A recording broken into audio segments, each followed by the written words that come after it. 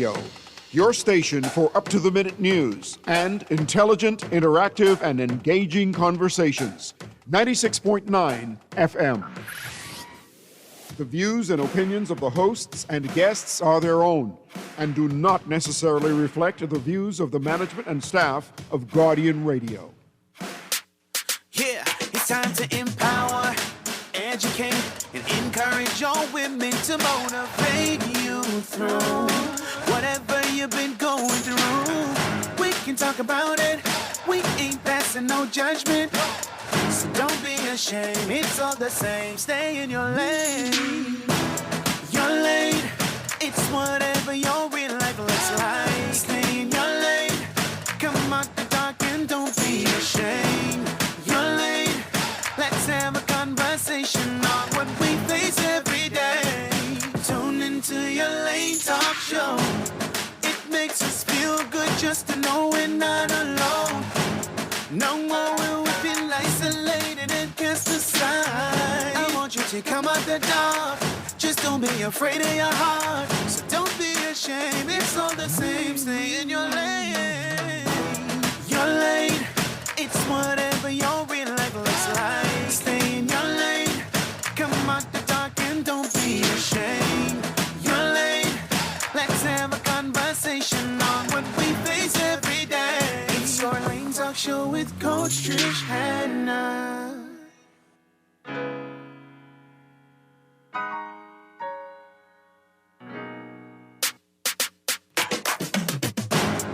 Hello, hello, hello. Welcome everyone to Your Lane Talk Show. This is your favorite coach on a good Sunday afternoon, Coach Trish, Hanna, broadcasting live in Nassau, Bahamas on Guardian 96.9 FM dial.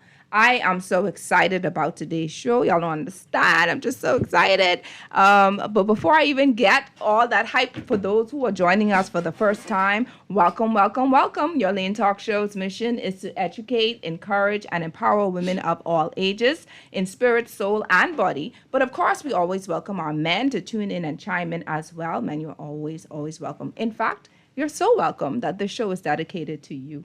All right, Your Lane Talk Show is a faith-based show, but we are also real, we're relevant, and we're relatable. All right, and so we discuss topics that you would normally not hear on the pulpit on a Sunday. However, what I love about this show is that whatever questions that you may that you can't answer on a Sunday or a Saturday, depending on how you or when you worship, you can actually call in, you can text, you can send in your information via WhatsApp, via Facebook and YouTube to whatever question you may have, or just your responses, and our guests are more than likely are delighted to answer you. Last week's episode was 175. Renew Your Mind, Change Your Life with my guest, El Sophia. All right, the show was for those who knew that God was calling them higher, but felt stuck because of insecurities, because of doubts, because of fear, and overthinking. That's something that we tend to have a lot, right? The reason why people are limited, we discussed, is because of their belief system, their mindset. They are bound by their mindset. And of course, if you want to know how to be set free from those mind-binding spirits, so to speak, fear, insecurities, doubts, overthinking, etc., you can tune into the show. That's episode 175. You can find that show on YouTube, Coach Trish, Hanna. All right, you'll see it, Your Lane with Coach Trish, Hanna, episode 175. Okay, and when you are there, please like and subscribe. So today, on today's show, we are continuing a conversation that began back in May with our Mother's Day special, Women in Uniform, Mothers at Heart. Excuse me, let me just make sure that y'all can see my guests when it's time to introduce them. All right, so our Father's Day special, of course, is similar to that. That episode featured remarkable women from the Royal Bahamas Police Force, Royal Bahamas Defense Force, and the Bahamas Department of Correctional Services. And these women shared what it was like to balance the demands of serving our nation while raising their children. It was a delight having them on the show. And of course, the response was so overwhelming. Many listeners were saying, hey, okay, you did a Mother's Day show. When are you going to do the Father's Day with them? You're going to do a Father's Day. And I'm like, okay, I'm going to do it. I'm going to do it. So today we're doing exactly that. Our Father's Day feature, Men in Uniform, Fathers at Heart. This particular show is going to be a rebroadcast for next week, Sunday. So I want to say in advance, happy Father's Day to those who are tuning in. And I want to say a special happy Father's Day to my father, Kermit Culmer, and the father of my children, Chaswell. Wonderful, wonderful father indeed. Happy Father's Day to you and for those who are tuning in, and happy Father's Day to my guests, all right? These men, today we're going to shine a spotlight on them.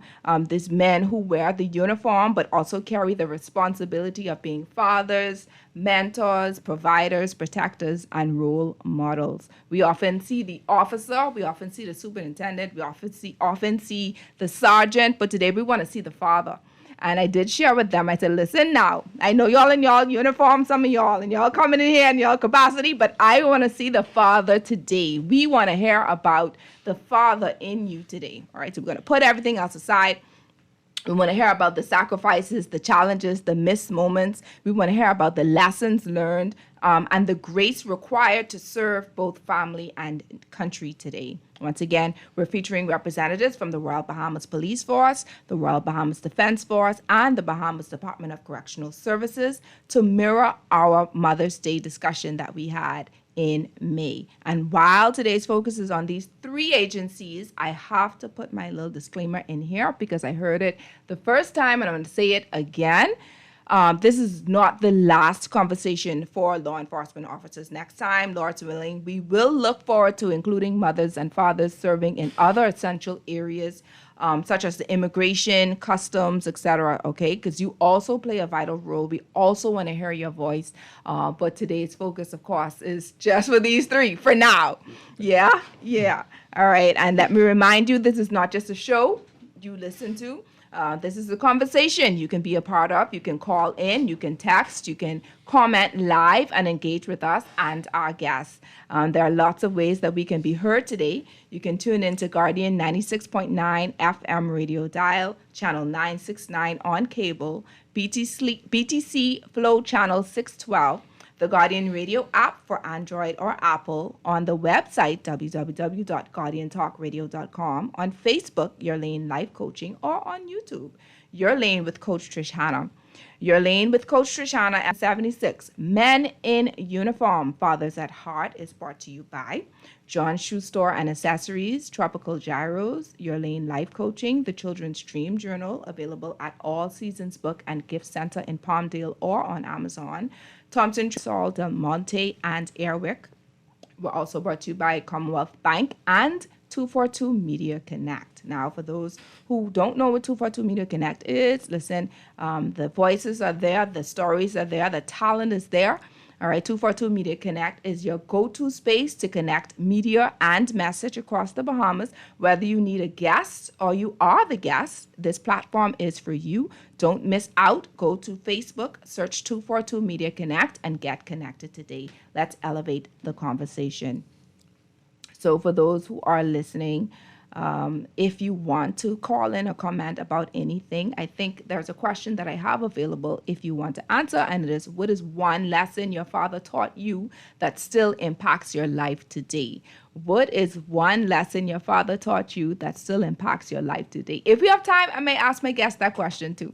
All right. So for those who want to call or text, the text number is 422-GR96. That's 422-4796. Or you can call 323-6232, 325-4316, or 325-4259. Now, today is about honoring the men who answer the call of duty while answering another equally important role or call, and that's the call to fatherhood.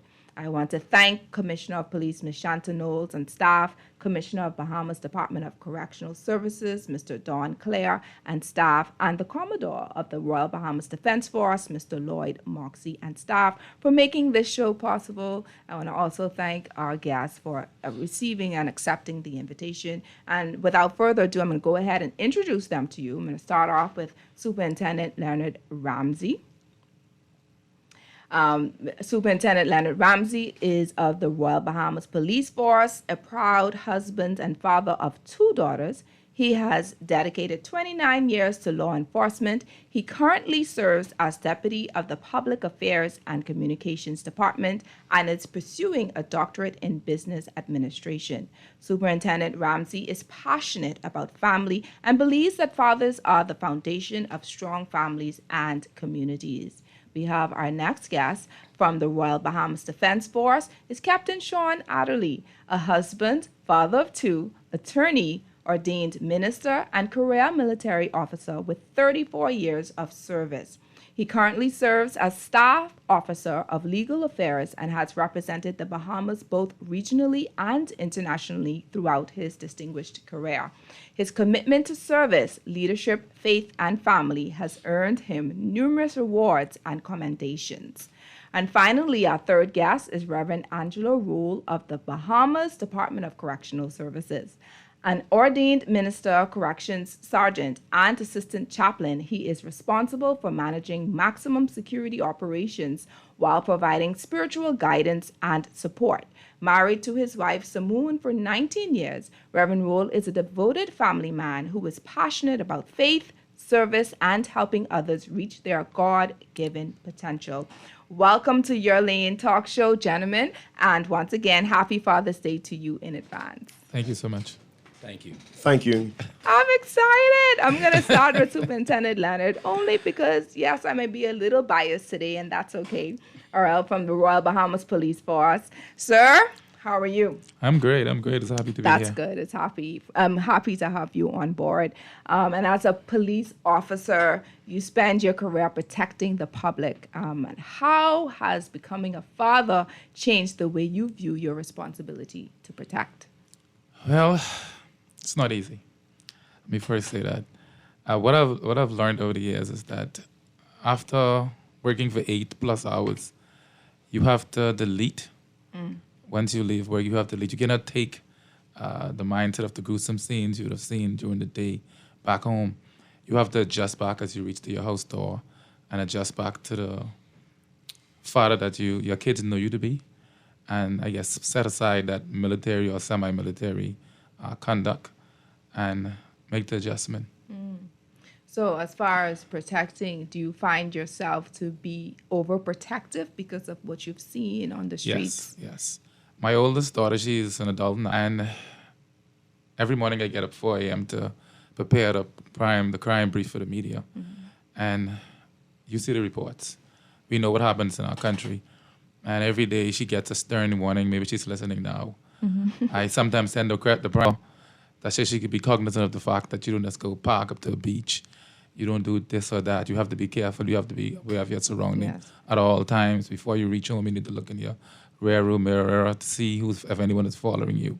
Contact home, let us know you're coming home. And sometimes she's maybe tired of me repeating it over and over again. But I understand. Like, I have to consistently do it because she may tend to forget and get too comfortable. You know, as you were speaking, I thought about having a show for police officers or law enforcement officers' children. I'm about to have one of those because I'm wondering if my children feel the same way as far as being overprotective. But you understand why. I understand. And as their father would understand what he's seen or what he sees, on a day-to-day basis, definitely you would want to ensure that your children don't fall prey to what is being done. I don't want her to be not to enjoy her Fearful. life or be fearful. Right. But I wanted to be cognizant that it's a reality. Things do happen. And being responsible. Being too. responsible. Yeah. I get Know what that. friends to have, where to go, and, come home in a reasonable time. Have you ever been, I love that. Have you ever been in a situation where you felt, hey, the demands of my job is a bit too much for me when it comes to, your family? For me, I'll say over the years, I'll say no. At one point, I did have some trying time, and at that point, I was posted in a homicide section in CID. My wife, who's also a law enforcement officer at that time, she was the organization Medical Only. So she was on call to deal with injured officers, and I was on call to deal with people who died. So, and then we had 2 kids under the age, mine age. So the question is then, who's going to be home? What if she get a call and I get a call at the same time? What are we going to do? So it became a welfare issue, and I would have asked. I think the organization needed it more than they needed me in homicide. So I applied for transfer, and it was granted. So, yeah, that was the most trying time, I'll say. Other than that, we pretty much managed because we understood that we are, in fact, in law enforcement, and we have to find means of making it work and to put in our time that we're being paid for. I like that. I like that. And no one taught you that. No one tell you to say that. That's you being real today, Yes, right? yes. Because, And then you have some people who be like, man, this is You can't just too complain. much. I don't know if I can deal with it. No, you have to manage You your know. time, and you have to manage your time. So that's actually a good tip for those who are tuning in. It's all about time management, Yes, right? yes. I love that. Many fathers struggle with being emotionally available. How have you learned to balance being strong for others while remaining present for your children? Well, like I said earlier, I signed up for it. I took a swan 29 years ago as a young man. I guess 17 and a half, fresh out of a family island, Kid Island. Right. I took a swan out to serve him at the CIS and successors, and today I feel the same way. And if you can, how should I say, handle it, it's not for you. You know, your mind control your body, and you literally have to discipline yourself to face what comes. You know, it's a reality. And I've learned over the years to make the adjustment or to find means to, I guess, take care of my kids when I'm out there and doing what I have to do. The public needs the police, needs law enforcement, because the reality is, if the prison, the defense force, and every police officer go on a sick leave tomorrow, take vacation, there's no Bahamas. No. And we cannot function. No. You know, people may complain about us or find issues with us, but the reality is we are the first persons they run to when they have an issue. First responders. Yeah. I love that. I love the fact that, going back to balance, going back to understanding what balance is, going back to understanding that there's an hierarchy, Yes. there's a blueprint when it comes to God and family, right? So if you were to speak to, those who are in law enforcement regarding, their role as father, yet, balancing how they are or how they should show up as whatever law enforcement agency they find themselves in, what advice would you give as far as someone who has a home, they have their wife, they have their children, regarding balance? What does that look like? Well, for me, I think no father is perfect, but I think there's a father above all of us, a heavenly father who's in fact perfect. I think initially a father should first educate their children or direct them towards a heavenly father, teach them godly principles, so that in your absence, your home will be pretty much stable, and when you're out there protecting the public, your kids will have a better understanding how to safeguard themselves. For example, whether you like it or not, my kids, I give them instructions. You are not to open the door. Well, this is what I say to them. Have you ever seen Jesus Christ? My 10-year-old say, no, Daddy. I say, okay. So that's the only person I want you to open this door for. No. And you've never seen him. So that means, I have a key. If I ring the doorbell, you do not open the door. If you hear a voice that sounds like me, do not open the door. And if you come to the door and you ring the doorbell, and they will look at you and they will not open the door. Because that's the way they're trained. So in my absence, I feel pretty much safe that they know what they're doing at home. When I'm at work, I maybe call and check on them, or my wife will call and check on them. But what I'll say to my colleagues out there is that you have to instill godly principle in your children first and foremost. Because the child need to understand who they are, who created them, and their purpose here, so that they can know where they are going. Because we all make bad choices in life, but from a biblical perspective, a child learns where they live, and if you train a child in the right way, in the fear and admonition of the Lord, he or she will not depart from it. No matter how old they get, they will stay in line. And for me, like I said, growing up in Ireland, that was standardized. So I'm transferring that into my kids, because if I can turn out like this, I think they can turn out better also, or better than I did. I love that. I love that. You want to ensure that your children are better off than you, Yes, right? yes. Right? That's true leadership, actually. Yes. All right. So let me ask you then, sir. When your children speak about you years from now, what is one thing you hope they will always remember about their father? Well, I'm gonna ask each of you that question. I think that I think they will always see me as a disciplinarian. If nothing else, I don't condone wrongdoing. I don't care how much I love them.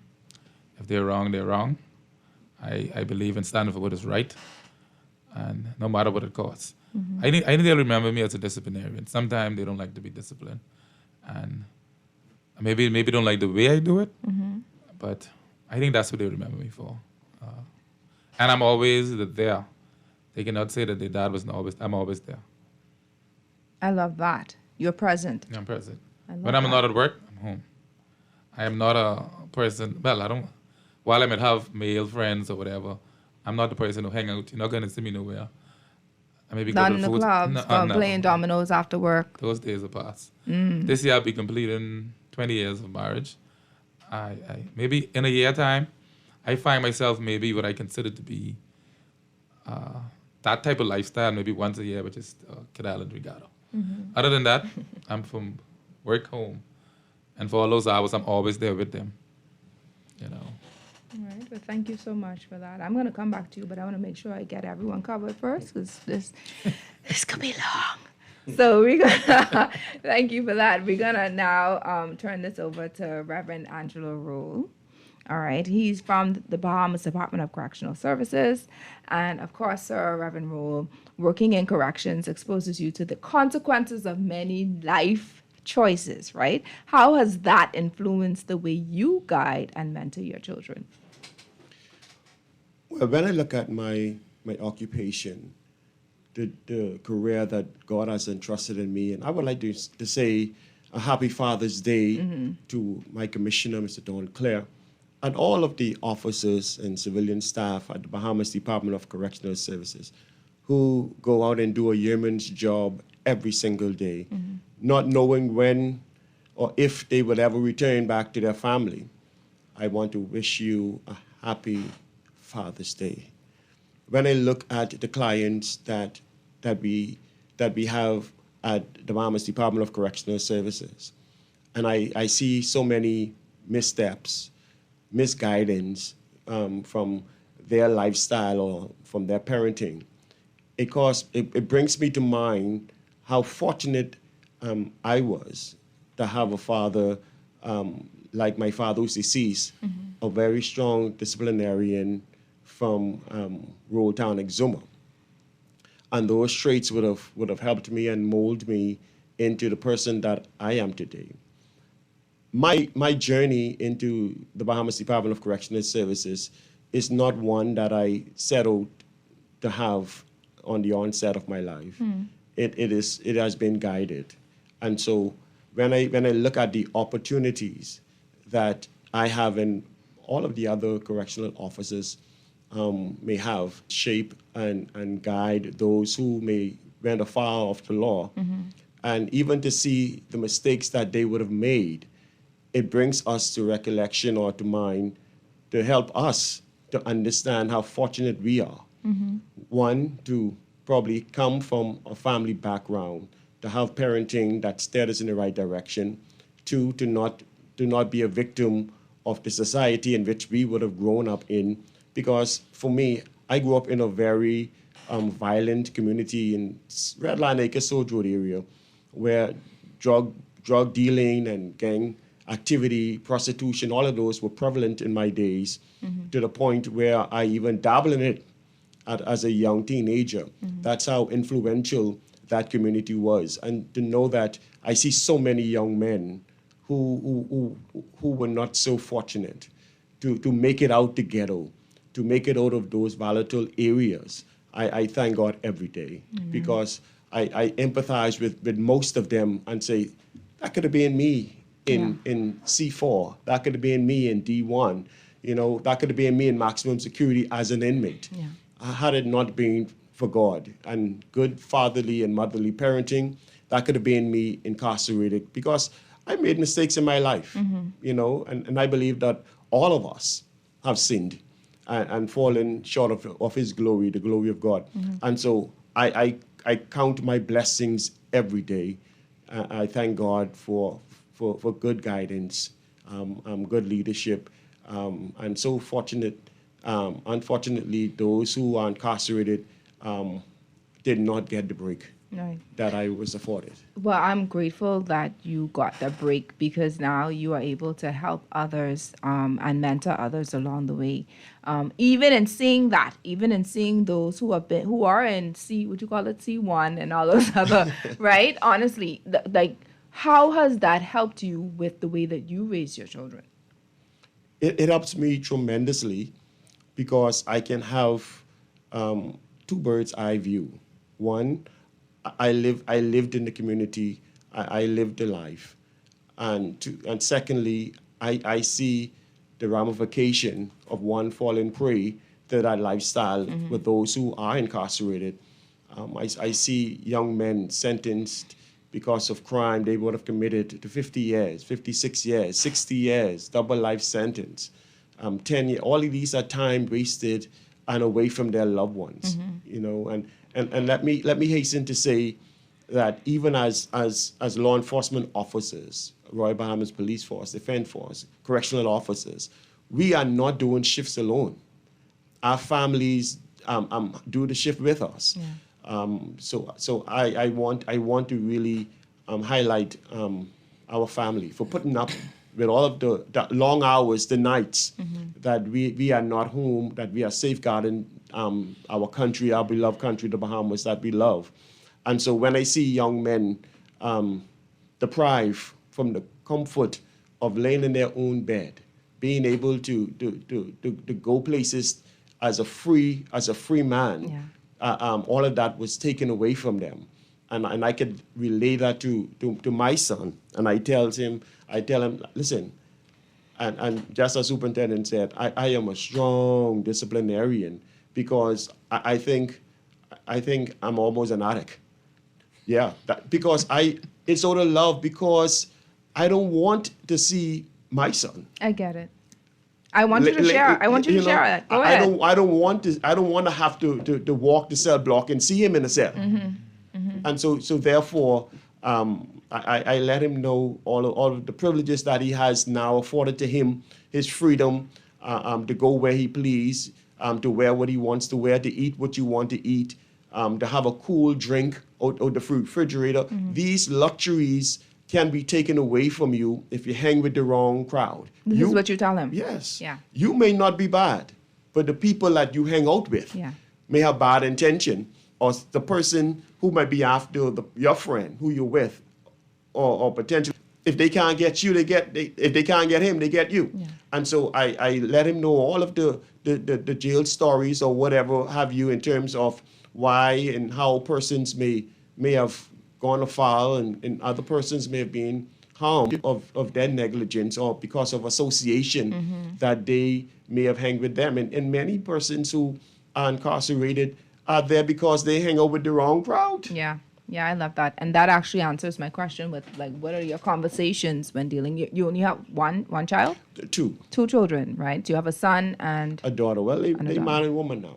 That's all right, because at some point, based on what I've read, you've been in this for a little while. True. So they have grown up in this while you were a corrections officer. Yes. So in that, some of the conversations you said to him, but what are some of the conversations that you said to your daughter, regarding, hey, I don't want you to make these decisions. What about, the type of company that she kept, etc. So what did those conversations look like?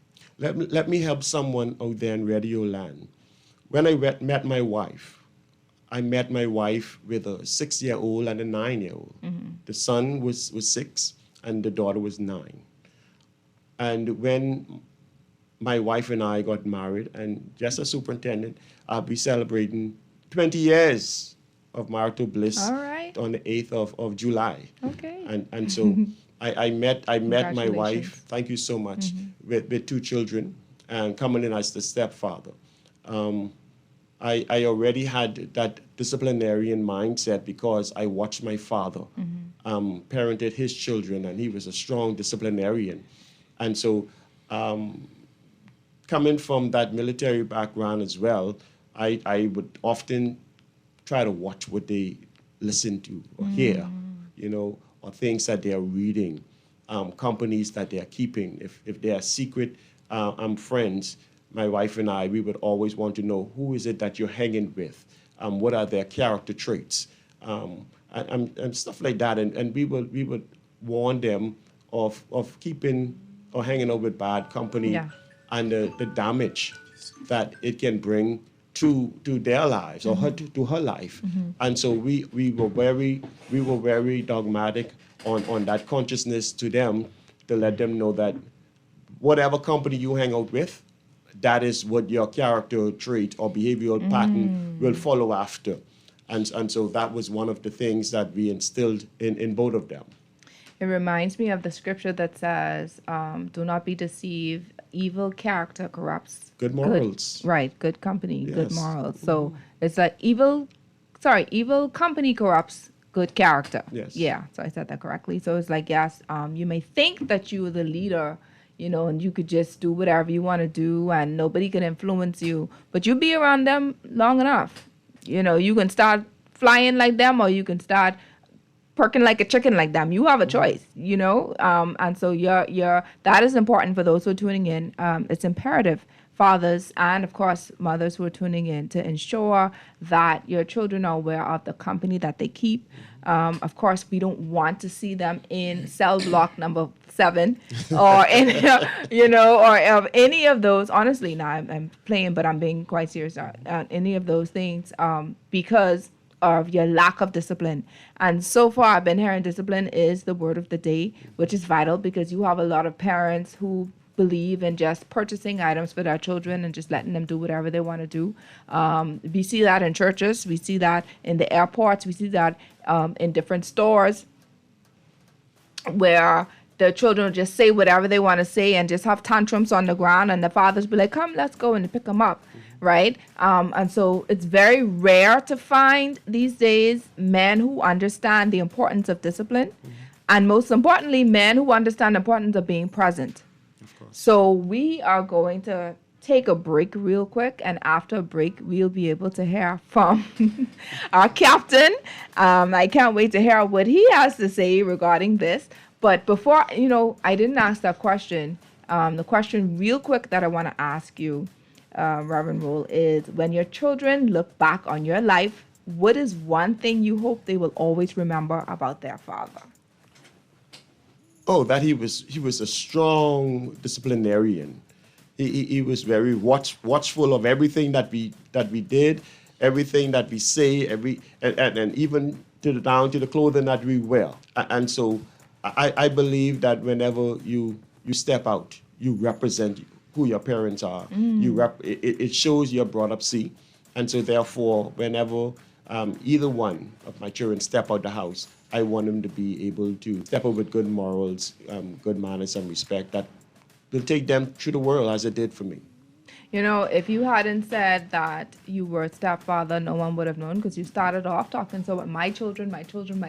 So I commend you for stepping in and putting in that role and being there, and teaching them discipline. And of course, not being able to share whatever that was that you dealt with in the past, to ensure that they don't fall prey to, the environment that you once was in, so that they can live that prosperous and fulfilling life, right? To fulfill purpose. So yes, my producers like to Shawn wrap it up, okay? All right, so we're gonna wrap it up according to him, and right after that we'll hear from our captain. Stay tuned.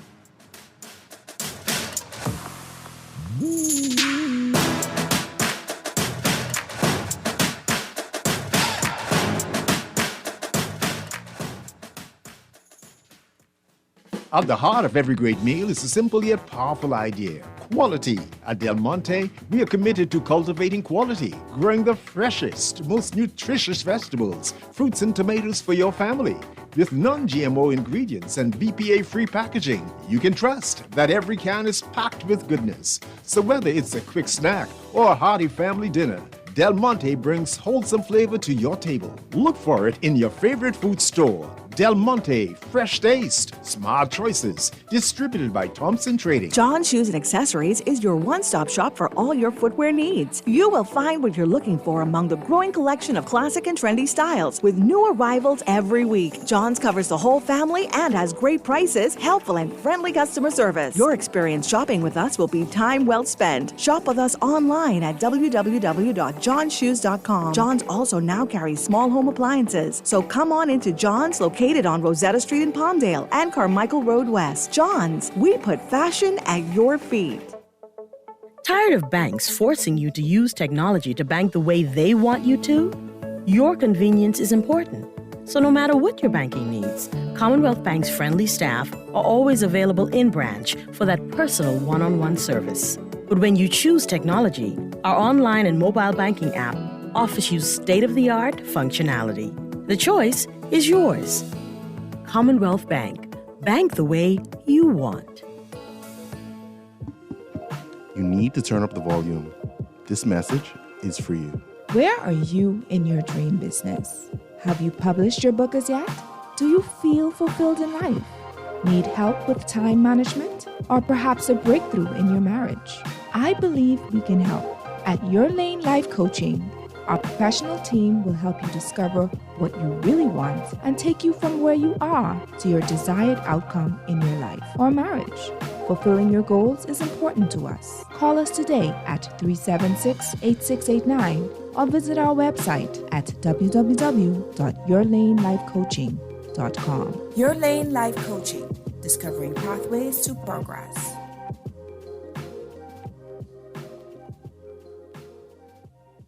John Shoes and Accessories is your one-stop shop for all your footwear needs. You will find what you're looking for among the growing collection of classic and trendy styles with new arrivals every week. John's covers the whole family and has great prices, helpful and friendly customer service. Your experience shopping with us will be time well spent. Shop with us online at www.johnshoes.com. John's also now carries small home appliances. So come on into John's, located on Rosetta Street in Palmdale and Carmichael Road West. John's, we put fashion at your feet. This is Guardian Radio 96.9 FM. Fresh news, smart talk, all day.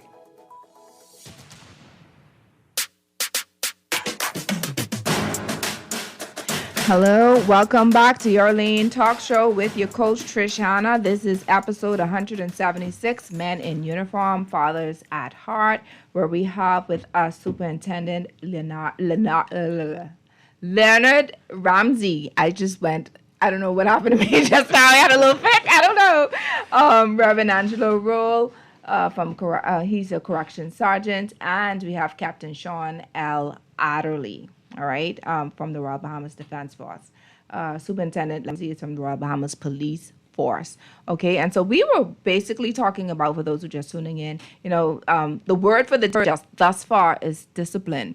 Okay, where we heard about, this is what we need to do as fathers to ensure that our prey to the things that we do on a normal basis, which is trying to, protect our country from the criminals out there doing things that they shouldn't, right? Speaking of which, there's someone that posted on Facebook that says, my daughter's friend, a good kid, ended up in jail just because someone gave him a ride and they ended up robbing someone. See that? That company is a serious thing. So when we are praying for our children, we pray for their friends too. That's vital, right? And then someone else says, it takes a real man to be a bonus dad. Kudos to you on that. That's actually true, because a lot of men, even the ones who, I'll take a call. Just tell them, give me 1 second. Who are the biological fathers? There are men who run away from those responsibilities, right? So that's commendable. So let's just take this call real quick before we go to Captain Adderley. Your Lane Talk Show, good afternoon. Good afternoon, Coach. How are you? Well, thanks. How are you? And happy early Father's Day to the 3 real men that you have in there today. Yes, sir. Thank you, sir. I missed the police presentation. I changed my clothes from church. But the gentleman from the prison, Yes, sir. he stunned me just like he stunned you because he's talking about his 2 children. And then come to find out that they're more of his adopted kids. And he sound like he loved them like they come out of his loins. You could hear that. Yeah. He sound strong, man. Brother, I deem you a alpha male man. Thank you, sir. I appreciate You're it. a man. I deem you. But I say he had to be a reverend or somebody from one of them islands. Like Auckland's Cricket Island. I'm a Nasuvian, but my father is from Rolle Town, Exuma. Exuma people is good people. Yes. Roll, you're Roll? Yes, sir. I am. Yeah. I married to a Roll from Block Point. Oh, there you go. You're a good man. Yeah, but what I want to say to you, sir, I commend you because I really thought that was your biological son. Yeah. No.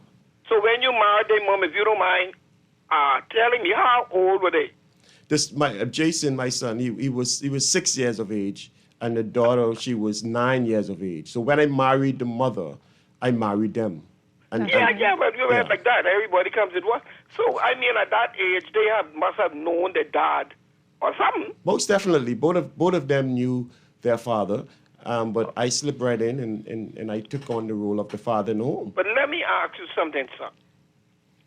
If growing up, if their father still wanted to contribute to their life or wanted to see them, would you ever try to block that? Not at all, because it's a healthy relationship for them to have a relationship with their biological father. I was filling in. Let me say this, and I know a lot of people mightn't call you coach, but plenty of people listen to this show. Mm-hmm. I am in a situation with a lady. My wife is now deceased. This year will make 11 years. I'm dating a lady now. She has a daughter. A female child, you should be very careful with who you're dating. Right. Right? And I told her I want to meet. The girl is about 8. And I told her I want to meet the girl's father because I like her to know who his daughters be around. Right. You know what I'm saying? Oh, you don't have to meet him. He's a this, he's a that. I say, no. I wants to meet him. Mm-hmm. So now we on a wave now just because she don't want me to meet him. I don't know why. Okay. Well, if somebody was dating my wife with my children, I need to know who my children is around. That is absolutely correct. I need to know what's happening. That is correct. And I extend the arm to tell her, I want to meet him. This, big talk, long talk with you, being talking with you. I just want to introduce myself to him because if time were to come and we have to get married, and I have to discipline the child, because the child would be in my house, I taking care of the child. She's now part of my responsibility, like the gentleman said, right? Mm-hmm. And I can't go wrong, but I disciplining somebody's child who I know actually tomorrow come knock me in my head or something. Can I give you an advice? During your marriage counseling, ensure that the pastor, the reverend, whoever is counseling you all, have an opportunity with you and the children. And the daddy. There can be different segments, but it's very... Yeah, but I'm saying I wouldn't want to take the children in with me and the mommy and their father. But I'd like to have a conversation Most with definitely. the mother, me, and the child's father. It's healthy for you to have a rapport with him, a conversation with him, so that he can feel at ease to know who his children will be living with or his child will be living with, and for you to know that, that to try to foster that relationship or to strengthen it with the father and the children. So when you come in the marital home, that he won't feel no way unseemly with having you there as the father in the home. Thank you so much, caller, for tuning in, and thank you for calling. And honestly, you did make some vital points as far as ensuring that we have another call, ensuring that our fathers or stepfathers get an understanding of first of all, who the children are. The children have understanding who they are, and of course, their biological father. I believe that communication is vital, for both parties, and it's healthy. Yes. Okay. Let me see if I can take another call real quick. Your Lane Talk Show with Coach Trish, Hanna. Good afternoon. Yes, good afternoon, Trish, Hanna.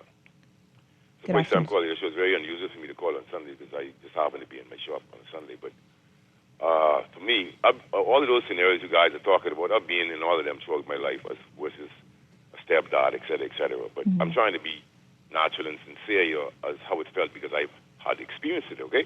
Okay. So when it relates to discipline a stepdaughter, right? I've had my daughter call me from Andros, right? I wouldn't say which part. And so she was a good age, like she would say, but maybe from anywhere from 10, 13, 14. So she called me and talk about her stepdaddy, discipline, et cetera, et cetera. And she was crying, okay? And so it didn't bother, it didn't feel good for me. It had me feeling down, and so I was glad that I wasn't there. And so I always made a joke to her about a jet ski, but I don't want to say what they say. But that's not for me as a father, right?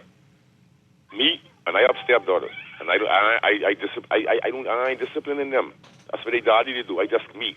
So even as it relates to scenarios that I was in, as the gentleman talk about knowing who the dad is if you have a stepchild, that's great, right? But for me, I've been in an exposure where sometimes these young girls will accuse you of things, and it's not you, and it's maybe another sibling or something. I've seen these things. And so for me, I just keep my distance. I ain't worrying with no one. My children, my natural child is where's love at. Now, you have some scenarios where you could grow up a stepchild and they could appreciate you. And so, I still do the same thing, like that, spend money on them, give them money, show them this and that. But I ain't disciplining them. I just there to be there for them if I have to, like go to the graduate, do whatever I have to do. Show them love. But I ain't disciplining them. And I didn't want to really get too close to them because I telling you now, me personally, I don't feel good hugging no man child who's a woman, a little girl growing up. I just keep my distance and then I stop all the little affection, really, truly, to safeguard myself. That's me. I know that's not anybody else. Just hang up and listen, yeah. I want to say a few things, but I don't want to stray from today's topic. And I get it because this is a Father's Day show, and I understand. I want to thank you for calling and thank you for tuning in.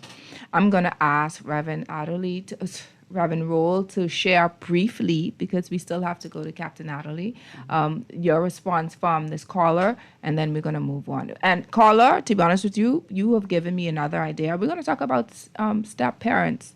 All right, that's a wonderful show as far as knowing, should I discipline, should I not discipline, should I show affection, should I not show affection, what are my boundaries or my what is it that I am capable of doing, my limitations as a stepfather or stepmother. We're going to have a show like that, and I would love to have Reverend Rolle on that show with us, all right, to talk a little bit more about that. But let me just ask your opinion on that real quick, please. Sure. I'll be delighted to come back and be a part of that show. To the gentleman's call and question. For me, what I would have done, I sat down with my children's father, biological fathers, especially the son, and whatever issues I may have had with him growing up, I called the father in, or the next best thing, I called his grandfather. And we sat down with my wife in our living room, and we discussed the issues pertaining to him.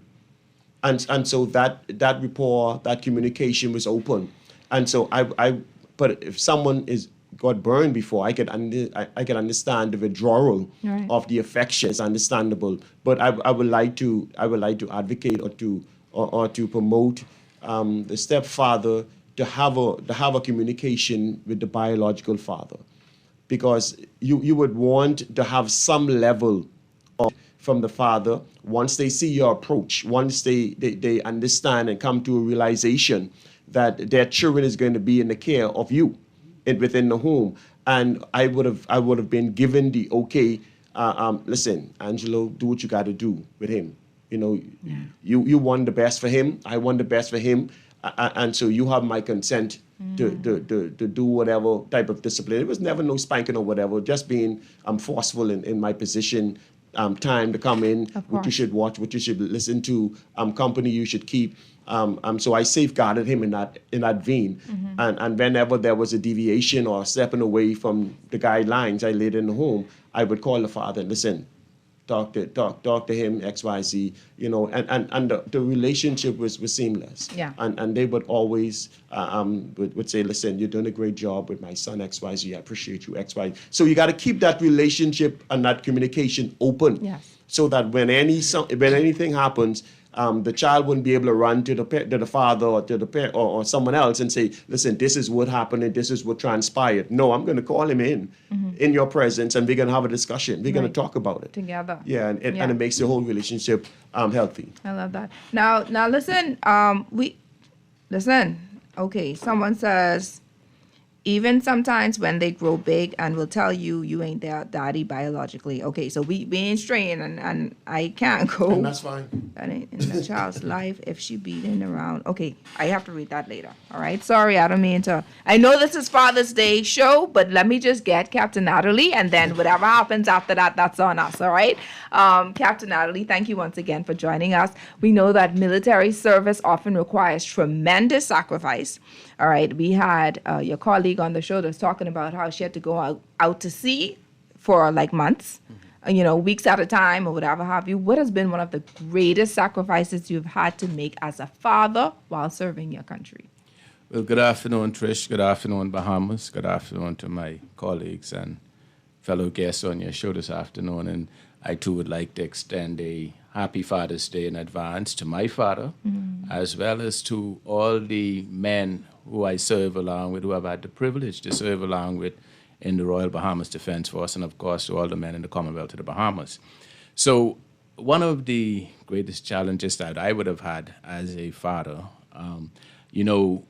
military service, as you said, is sometimes very demanding, and we are called on to do deployments and whatever have you, and to be away from home for a very long time. One of the greatest challenges that I would have had, my son was born on the 4th of March, and on the 10th of March, I had to be deployed for 6 months.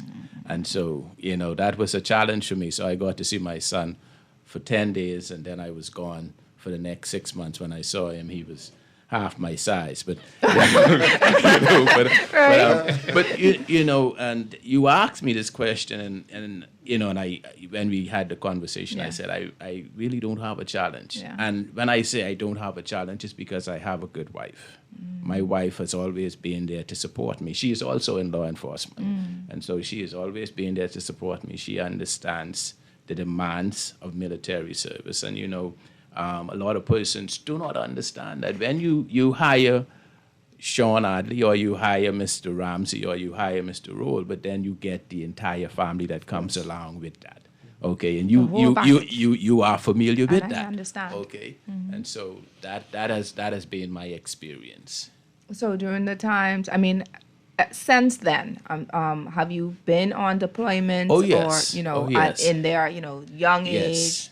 Yes. Teenage years, etc. Yes. So how have you been connecting with them and being intentional about connecting with them? So, I also told my daughter and my daughter is now 25, my son is 22.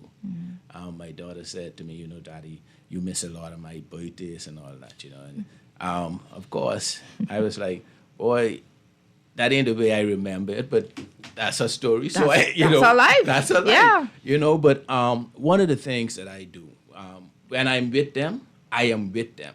Like Superintendent Ramsey. Being present. I'm present.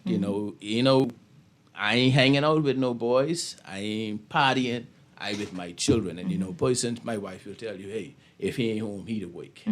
Okay, or he the church. And that's me. Mine is my family.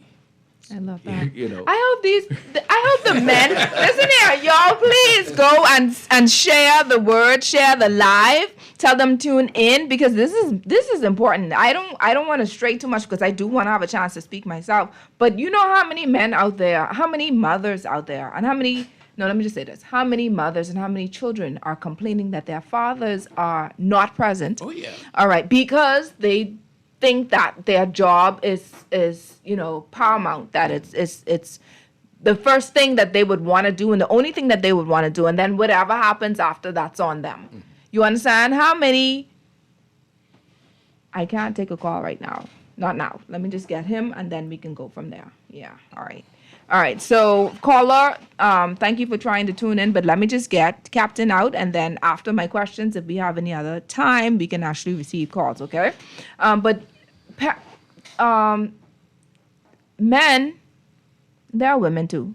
but most men aren't present. They're there, they're in the home, they come when it's time to sleep, but then they go back to work and then they go play the dominoes and then they go, not saying that socialization isn't relevant or important, because you want to socialize. That's a part of your balance and being human. Yes. But having to, especially for someone in the Defense Force, where you have to go out to sea for so many months or so many weeks, or deployment for so many months or whatever have you, you want to use whatever time, the precious time that you do have, to spend with your family. Yes. Yeah? Most definitely. All right, so have there ever been moments when when your children struggle to understand why your service required so much of your time, and how did you navigate those conversations? So yes, I know there were times when my son, my daughter may have asked, well, Daddy, you could be here for this event, you could be here, and I have to go out to see. And so I would say to them, I have to wait, but of course when I get back, and I guess social media have its advantages, because if they have an event that I cannot you could attend, watch it. I've been able media. to watch it via social media, Yeah. and so that has been an advantage to me, a benefit to me. Let's talk about discipline then, because since that is the word of the day, I know Defense Force emphasizes discipline and structure, right? Yeah. How has that shaped the atmosphere in your home? Well, my children, I guess they would say I'm paranoid to an extent. I'm OCD. Guess what? No. My son and my daughter will tell you, even at their ages now, they go out. If you come home 4:00, I sitting down in the TV room waiting for you. Okay, that's just me. I don't sleep if I know that my children are outside. I can't. In terms of discipline, they will tell you, Daddy got a heavy hand when he ready. What? Oh yeah. I love them to death. I love my children to death, but I love them to death. So Right. Pun intended. so yeah, when I got a discipline, or whenever my children would have gotten out of hand and I had to discipline. Yeah. But I discipline in love. Yeah. Of course. And what is the most rewarding part then, as you do discipline in love? What is the most rewarding part for you as a father, despite the challenges that come with serving in uniform? Well, for me, one of the most rewarding things, I don't take it lightly. I have never had to go into a police station for any of my children. My daughter never had a problem. My son never had a problem. And they've always given me good results in school. My son just completed his university studies. My daughter but she is now back doing her master's. And so, I'm thankful. I had an opportunity to visit with some less fortunate young men just a few days ago. And I said to them, in their situation, in their condition, I see my son, I see my nephews, and so my children could have been where they are, but thanks be to God that I have not had that experience, And of course, I'm going to ask you the question, when your children look back on your life, what is one thing you hope they will always remember? That he loved them. I want them to remember that I love them. I love that. All right, so now let's get down to the deep questions. I don't have 3 now, and that's y'all individually. So I'm gonna ask y'all some questions. Now I'm not gonna be that bad, but I want to talk about mentor, or if you do mentor, those outside of your home. Okay, you have, as an officer, you may see men or boys on the streets. Is this something that you do? Do you find ways to go and, father those men as a Defense Force officer? Is that something that you have an opportunity to do? As a corrections officer, you see these men in jail. You see them in cell block number 7 or every day, right? So how has mentorship been for you if you were doing that? Have you been called to do that? Do you feel as if your job is a part of ministry? So let me ask Superintendent first. Well, where I'm working now, I don't have that direct contact with the public, but what I will say, when I was at the divisional or station level, I'll give you a quick story about an incident. Go ahead. I was working at Cable Beach Police Station some years ago, and there was a young man that I brought into custody for stealing from vehicles. He would have broken into maybe about 20-something cars in Western New Providence. And I sat him down, and just trying to find out why he was doing what he was doing. And then he told me his story. He had about 4 or 5 kids who needed to eat.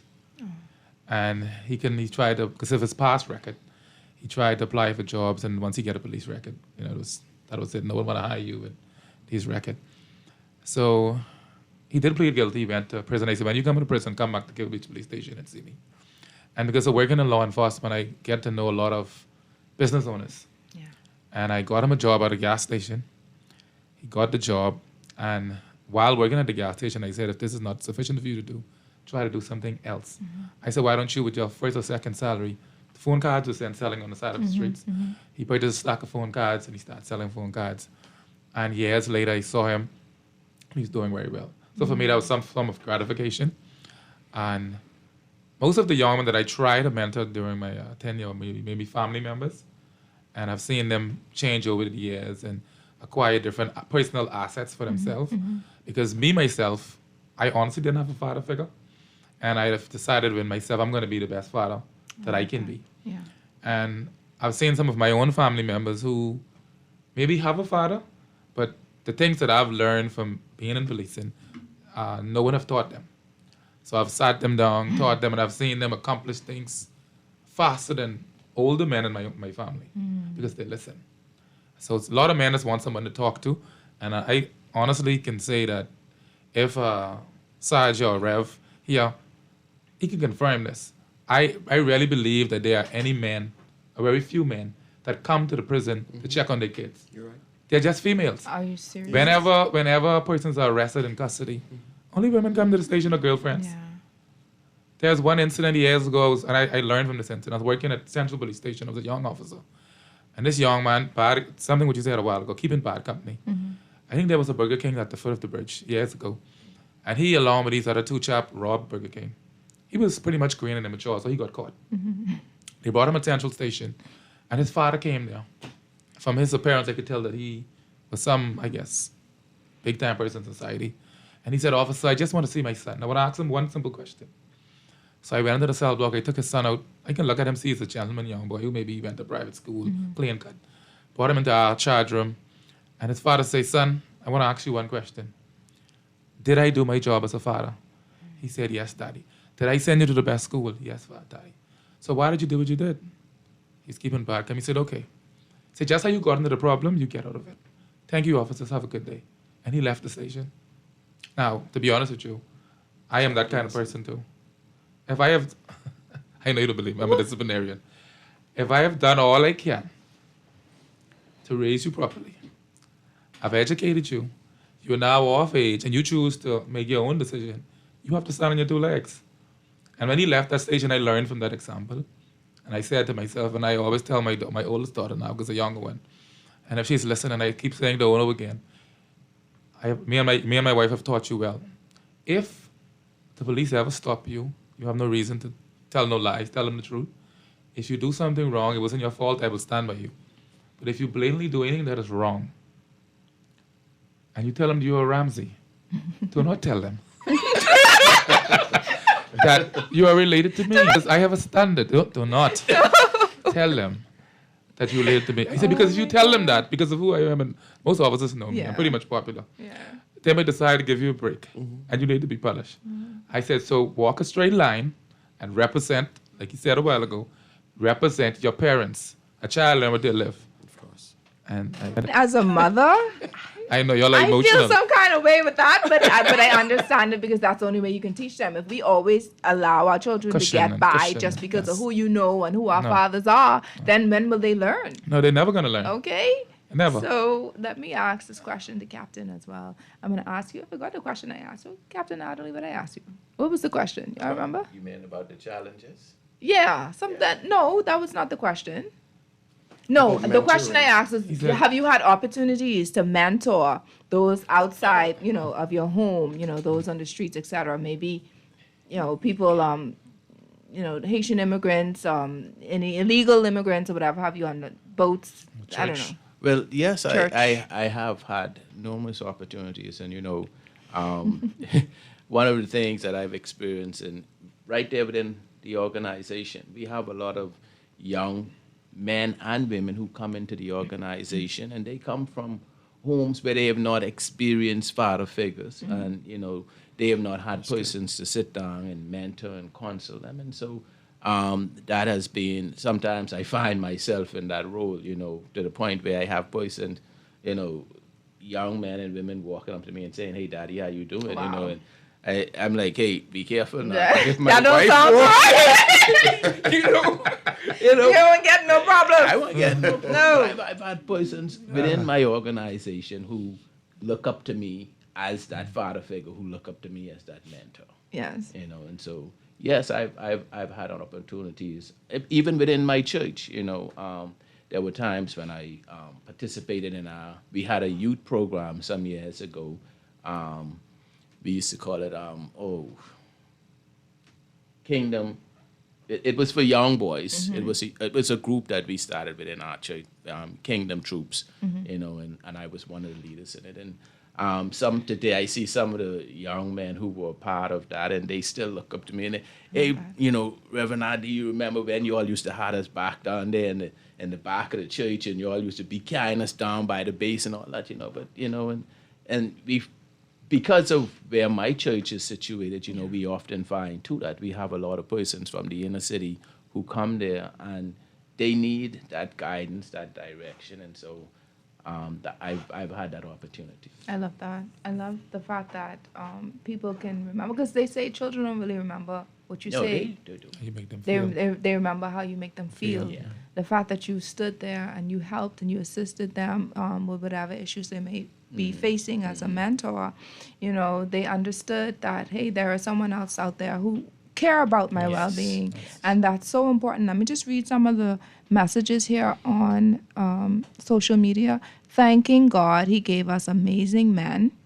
Someone says the topic step parenting is an important topic to cover. Yes, Mom, I'll ensure to cover that, God's willing. Someone says we still have great men in the Bahamas. Someone says mentorship is vital in this country. Young people need good father figures. And I'm going to say their last name is Ramsey, but I'm sure you would know. The person says, trust me, Leonard, Ramsey is not lying. Zero tolerance for foolishness. Okay? So, of course, it got to be either your daughter or your wife, but, okay? They letting you know, zero tolerance. No. But if you look at, if you're watching on Facebook, you won't be able to see a really good picture of them, right? But if you look at these men, they look so innocent, to be honest with you. They look like they could harm a fly. They can't harm a fly. But they're disciplinarians in their very own ways, and especially in their homes, and which is vital because that's what we need, right? But I'm going to talk a little bit about that later. So let me ask Reverend Rolle to share. Of course, you're a chaplain. Yeah. So you have that opportunity basically every day of your life. So can you share at least one episode where your mentorship has been impactful for that individual? You've seen them on the straight and narrow, their ways of change, etc., based on what you have done. Wow. By God's grace. I had the privilege to serve as the district youth director for the Church of God, Bahamas, for 11 churches, various different boys' club, but that's neither here or there. As we speak about the Bahamas Department of Correctional Services, if I may say that every correctional officer wears multiple hats in terms of providing various and variety of urban services to our residents, whom most of them are fatherless or never knew their father. And so for me, wow, the stories are numerous. I mentor every day in terms of counseling, teaching, anger management, course, whatever. It's all myriad of different programs. But there was one individual who was under my mentorship within the chapel in maximum security, and he was a smoker. He had plaits. I get them rough. I like them rough, and what people who the officers don't want. I say, give me them to work the rejected ones. Those are the ones that I want. Right. And so, after being around me some months, I saw he came in the chapel and he cut his hair. I say, you cut your hair off? He say, yeah, chap. He say, listen, man. He say, this is the first outward sign I want everyone to see, especially you, that there's an inward change that is taking place within me. And he said, furthermore, I don't smoke marijuana no more. And he said, as you know, you never discriminate. Hey, I stopped smoking.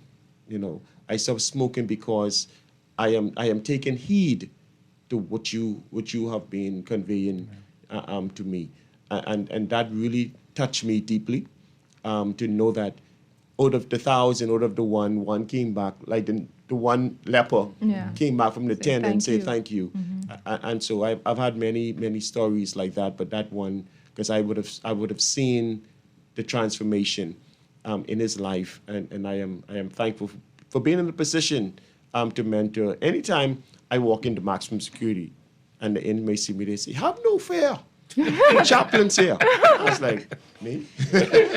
And so that's a slogan that they recite, and it makes me feel as if what I'm doing is worthwhile and is resonating with them. And so I am privileged to be a correctional officer. Listen to me. Sergeant. I don't mean to cut you off, but the wives reach. The wives reach. I gotta read. But this is a good thing, because child, they're bigging up their men. All right. So of course, as I've stated before, the name that I used was Jolita Ramsey, and she had to make known for those who were tuning in that this is the wife. All right, the wife is speaking here. I have a good. What did she say about? Trust me, Leonard Ramsey is not lying. Zero tolerance for foolishness, which is good. All right. And then, of course, we have Indira Adderley that says Shawn is a great father without having a father figure himself. That is vital, because that's something that I want to share briefly as well. Simone Rolle said, let me chime in. Angelo Rolle, great man who loves without limits, who has a passion for his work, family, and most importantly, God. Love him so much. There's nothing like coming here and like the Bahamian vernacular, biting up your gum. Right, that's what they say on the streets. But it's nothing like coming here and bragging about this is what I do for my country. This is what I do for outside of my home, etc. Or you may try to stretch the truth about how you are in your home. But when you have your wife that can actually come and support what it is that you're saying, that shows great credibility. And so I want to thank you even to the wives who are tuning in and supporting their husbands on this show. Okay, and of course, in closing, for you all, I want to ask, what is one piece of advice you would give to fathers serving in their various capacities as a law enforcement officer, police officer, defense force officer, correctional officer, who may be trying to balance duty and family? All right, so what advice would you give them on the start with Superintendent? But I'll say to my colleagues out there, find time for your children. I know a lot of them have time for all kind of extracurricular stuff that, in my opinion, maybe meaningful. And I'll tell you why you should find time for them. You're not getting any younger. You're getting older. And a lot of older people wondering now why they end up in old folks' home.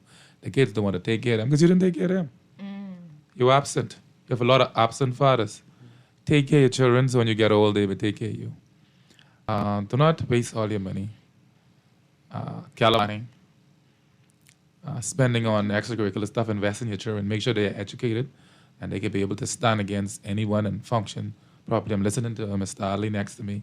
His daughter's about to graduate with a master's. Mm-hmm. I cannot wait for my daughter to graduate with a bachelor's. Is the one who's 10? No, that's the one who's 18. Okay, all right. No, the one who's 10. She you got a long way to go, sir. She had a long way to go. But like I said, I'm a disciplinarian. And whether she like it or not, she will have to follow the same path. Yeah. And invest in your kids, and spend your money usefully and wisely. And from the day they're born, you should start saving for them to go to college. So you don't have to remortgage or find the money from the day they're born. Put aside something for them. You might not have anybody to do it for you, but that don't mean you must do it to your kids. That's important. So that is my advice. I love that. And he spoke, of course, to the finances. I mean, wondering why, okay, well, we have our children here and we don't have the finances to take them abroad, take them off to school. Of course, the way that you train them, at some point, you could always get, by God's grace, assistance, financial assistance, et cetera, et cetera. But you do your part. And, every so often you put a certain percentage on the side, the banking, whatever institution that you use to ensure that you have the necessary finances to further their education. All right, so let's move on to Captain Adderley. So what I would want to say, the one thing that I would want to leave with my colleagues is, when it comes to your children, there should be no compromise. When it comes to your family, there should be no compromise. And I know you speak about finances, and being a good father isn't always about the finances. Sometimes it's just being there. Being there. Mm-hmm. And my wife came on and said, someone who didn't have that father figure in the home. And I that is something I believe in strongly. I didn't have it, but I wanted to make sure that I was always there for my children. So be there.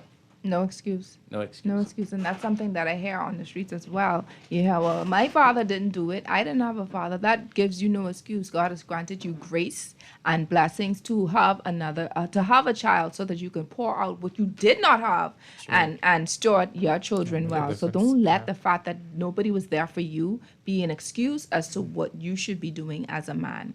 Let's hear from you, Reverend Rolle. I believe, and according to the Bible, a father should leave an inheritance for his children. Children's children. I Heavy believe, on the children's children. Oh yeah, most definitely. Okay. All right.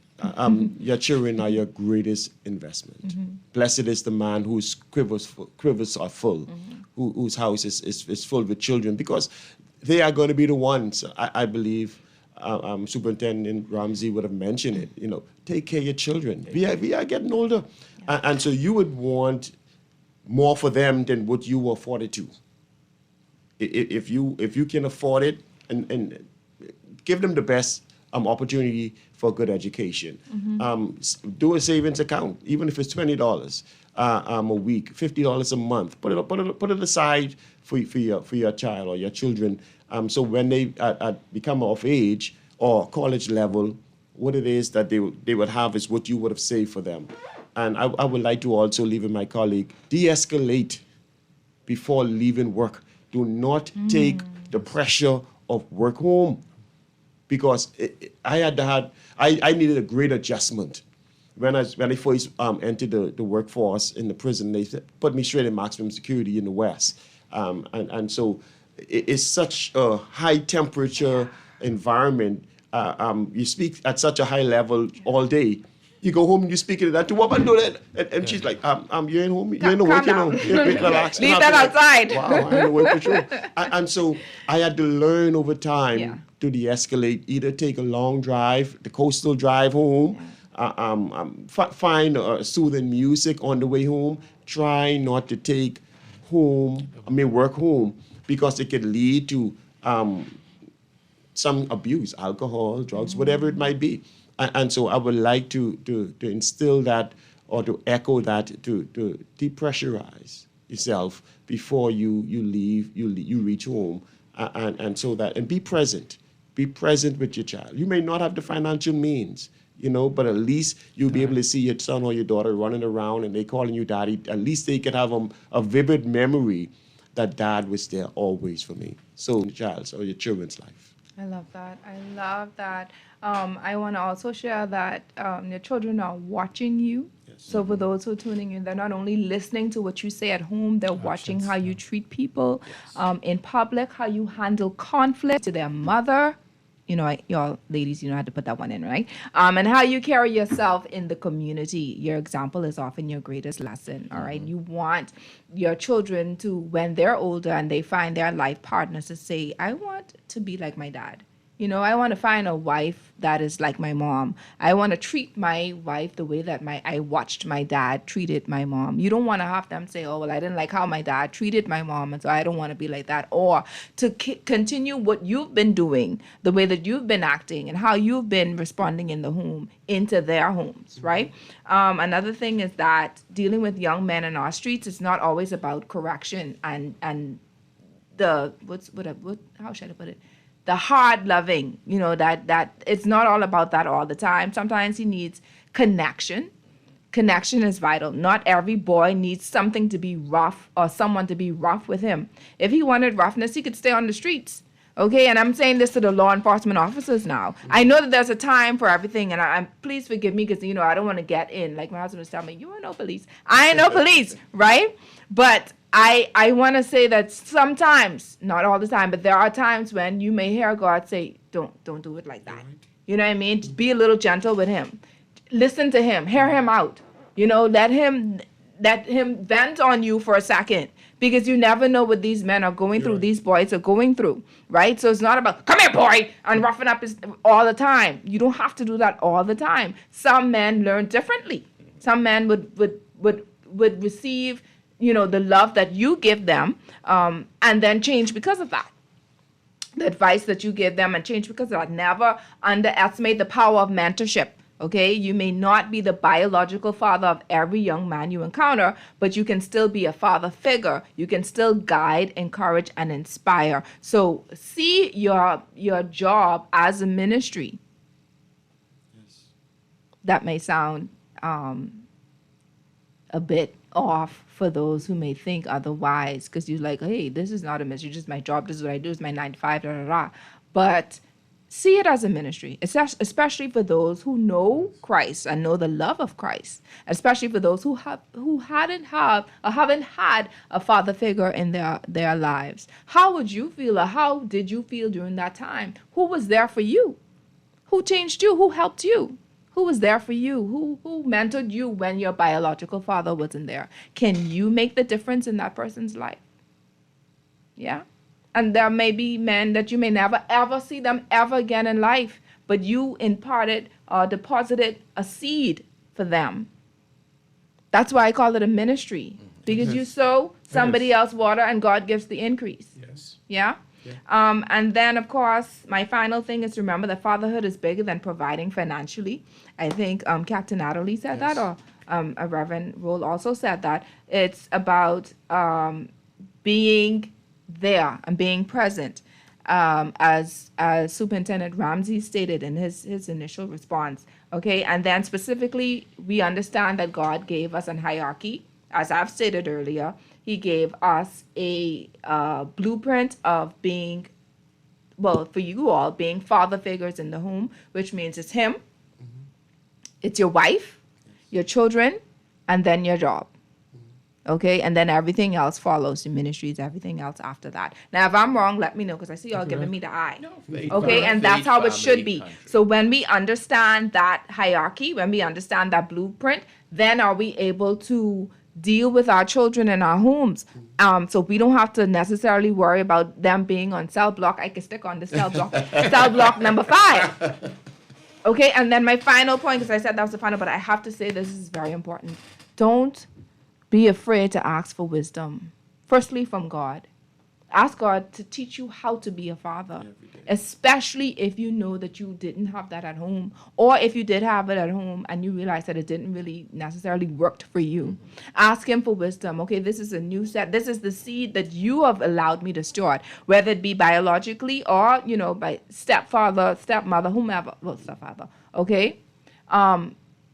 Ask for wisdom. This is how this individual is. Let's say you have 3 children, like how my family has 3 children. Each are different in their own ways. They love differently. They receive love differently. So how do I deal with this particular child when this one is a little bit more sensitive than the other, when this one is more a little bossy than the other, or whatever have you? How do I deal with discipline and disciplining them? Because once again, the way that you discipline this one, the other, you don't love them at all. You think you're doing a good job, but they're thinking otherwise. They're harboring resentment from their father because of the way that you discipline them. So who would know them better than you? Their Heavenly Father, the creator of heaven and earth. And then don't be afraid to ask for help from your colleagues. Hey, I see the way that your son is brought up, husband, you brought them up. I see the way that your daughter lives and the fact that, they're doing so well. They just received their master's. How did you do it? Are we so prideful that we can't ask for help? That's a Selah moment. Because, men and when they have power, that pride is a serious thing. Very serious. Is it okay to ask for help from your colleague? Of course. Can you do that? Yes. Are you less of a man if you just ask for help? Yes, ma'am. Guidance? Woo, today was good. So that's me.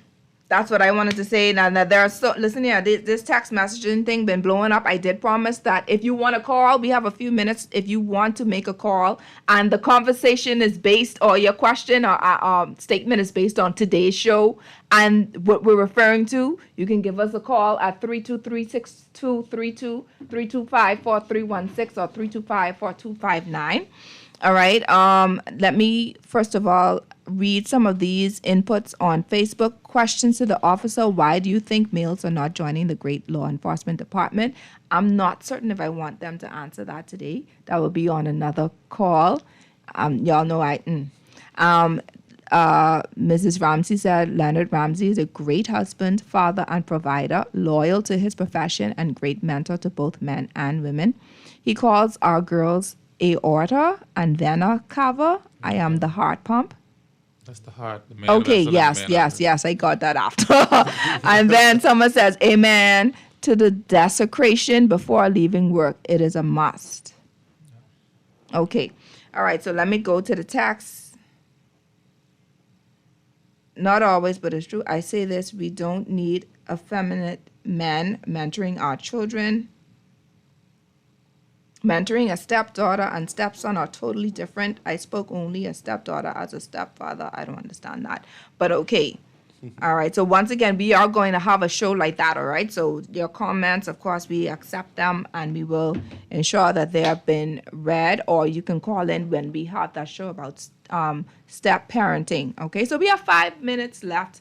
Gentlemen, is there anything else that you want to share? Anything else anyone you want to give a shout out to before we close?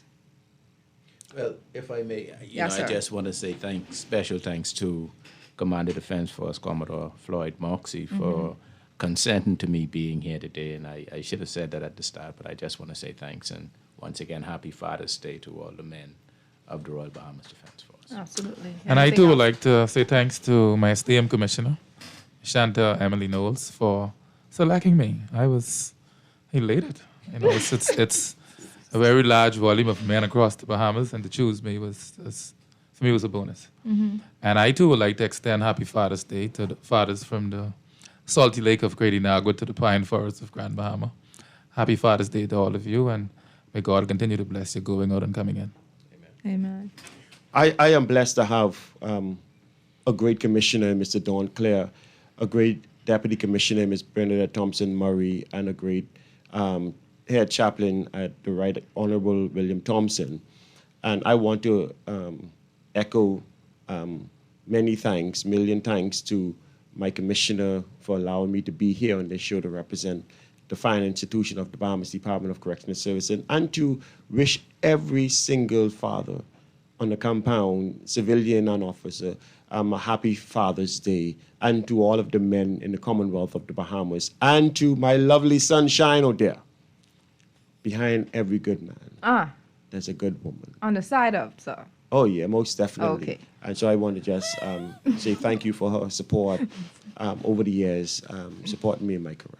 Yes, thank you so much. I appreciate that. I know your heart is, but I have to represent the woman down. Most definitely. Okay, yeah. Side of every good man is a good woman. Praise the Lord.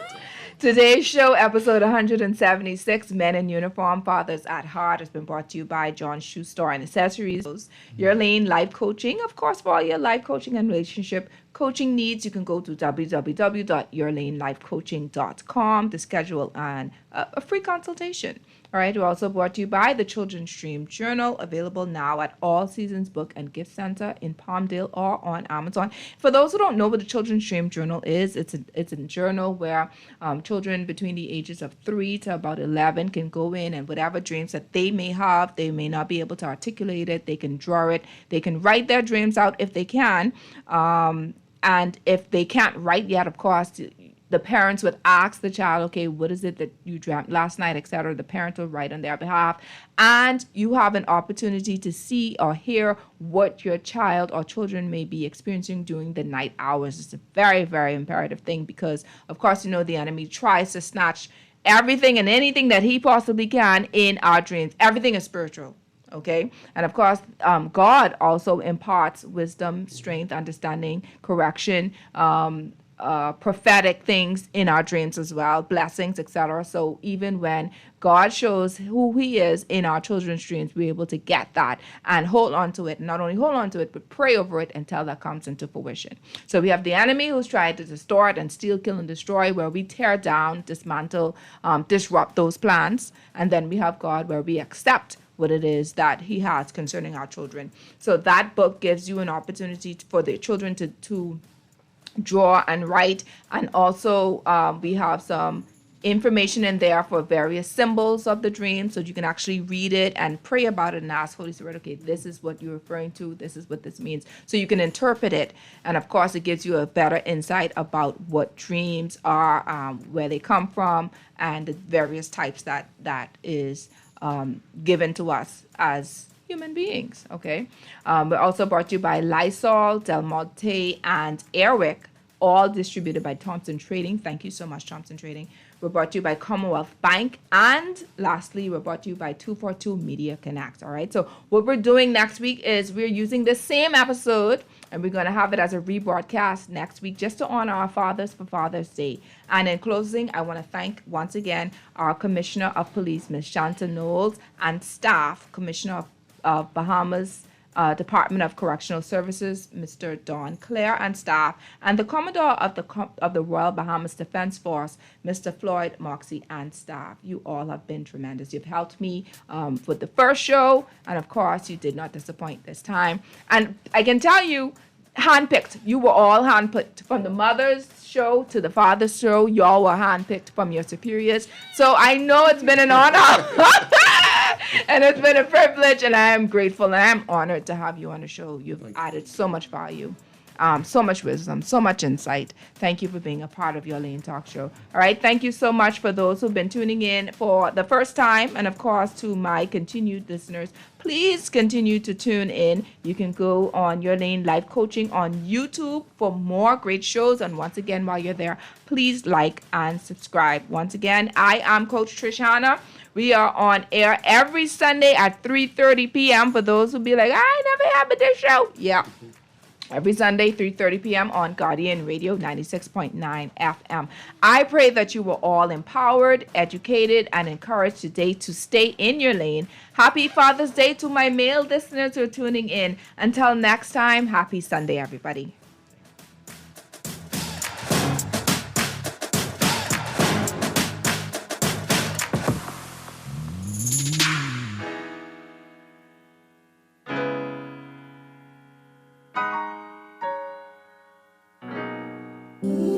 This holiday season, let Airwick fill your home with the mist of happiness. Enjoy limited edition scents like apple cinnamon medley, glistening snow and frosted mint, sweet vanilla and shea butter, all infused with natural oils to bring warmth and cheer. Find Airwick's essential mist diffusers and scented oil warmers at Kelly's, Lowe's Pharmacy, Paradise Premium Foods, and Family Island locations. Airwick, activate your holiday essence. Craving something bold, fresh, and unforgettable? Tropical Gyros is your flavor-packed escape, a Carib-Greek fusion in Nassau. From juicy grilled salmon, chicken, and pork gyros to loaded bowls, fresh salads, wings, and more, there's something for every craving. Find Tropical Gyros at any of their locations, JFK Plaza Street, Port Lucaya Freeport, or their franchise spots on Prince Charles Drive, Soldier Road West, Delaport, and Carmichael Road. Tropical Gyros, not just good food, it's an experience.